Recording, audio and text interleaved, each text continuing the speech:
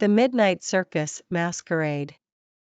In the heart of an old and mysterious forest, hidden from the prying eyes of the world, there existed a phenomenon known only to a select few, the Midnight Circus Masquerade.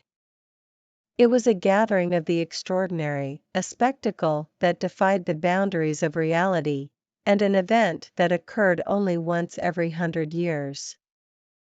The forest itself was a place of wonder, with ancient trees that reached for the heavens and bioluminescent flora that painted the night with an ethereal glow.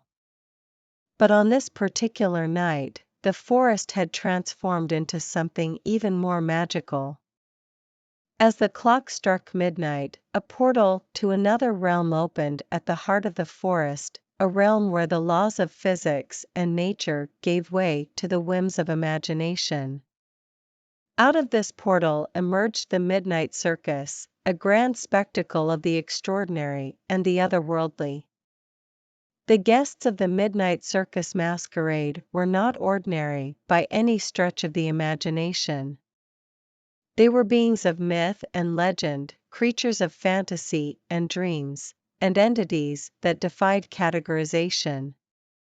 They wore masks that concealed their true identities, for even among such extraordinary company, secrets were cherished. One of the most enigmatic guests was the Moonlight Jester, a figure clad in a suit of shimmering silver and adorned with a mask that mirrored the phases of the moon. With a mischievous grin, the jester performed acrobatic feats that defied gravity, dancing upon the air with graceful abandon. Then there was the illusionist of shadows, a master of deception who could conjure entire worlds with a mere flick of the hand. His illusions were so lifelike that they blurred the line between reality and fantasy, leaving the audience in a state of bewilderment and awe. Amidst the fantastical performances and surreal wonders, there was the masked oracle, a figure whose predictions were said to shape destinies. The oracle's cryptic prophecies were whispered among the guests, leaving them to ponder the mysteries of their own lives. As the night wore on, the boundaries between performer and audience blurred.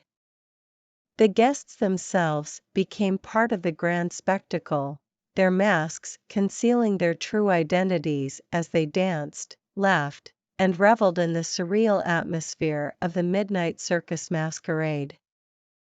But as the first rays of dawn began to creep through the forest, signaling the end of the masquerade, the guests knew that they must return to their own realms.